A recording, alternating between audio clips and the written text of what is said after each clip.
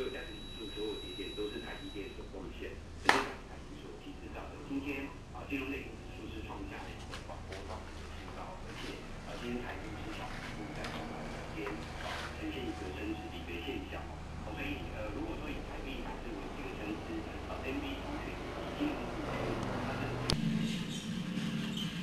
我坚持最佳状态，是为了赢过昨天的自己。勇于挑战，让自己更好。一起战胜昨天的你。诺基亚全球销售第一。家的地址会变，但家不会变。像妈妈一样，知道你小时候的习惯；像小孩一样，知道你没念几页就睡着；像老婆一样，包容你在外奔波；像爸爸一样。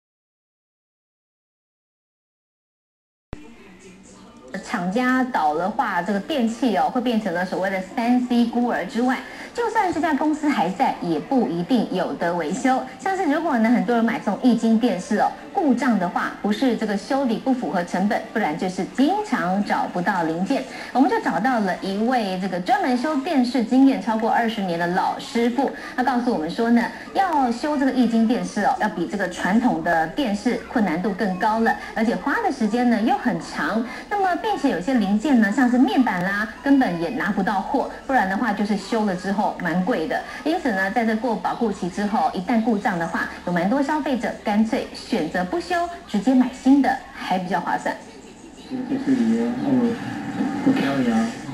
张老板小心翼翼地把面板拆开检查，每个动作都不敢大意，万一不小心撞到，整块面板可能因此报销。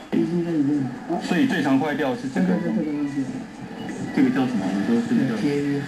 就是因为零件太精细，有超过20年维修经验的张老板，还是得张大眼睛，小心翼翼。张老板说，液晶电视不但技术门槛高，维修困难，有些零件取得更是困难，像是连接面板的 IC 元件，或是最重要的液晶面板，如果遇到面板破裂，有些牌子的面板有钱还拿不到。找得到这个材料吗？很难找。很难找，除了有二手的。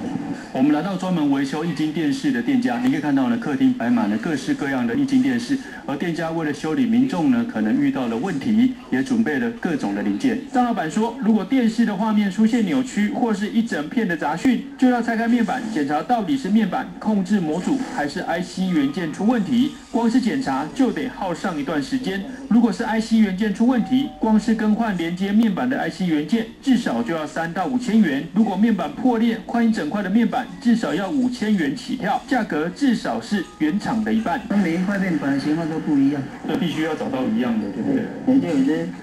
就一些要修理的人，咱免搁开卖的话，咱就来几千块啊，了就要一台电视。张老板说，现在液晶电视越来越便宜，虽然维修的价格只有原厂的一半，但是愿意把电视拿来修的民众却越来越少，通常都是直接买新的电视机，部分零件取得困难，维修时间又长，加上修的人越来越少，也让这位修电视的老师傅不禁感叹，钱真的越来越难赚。东森新闻李宝仁、蔡双全在高雄的采访报道。透露了年龄，不只是新闻。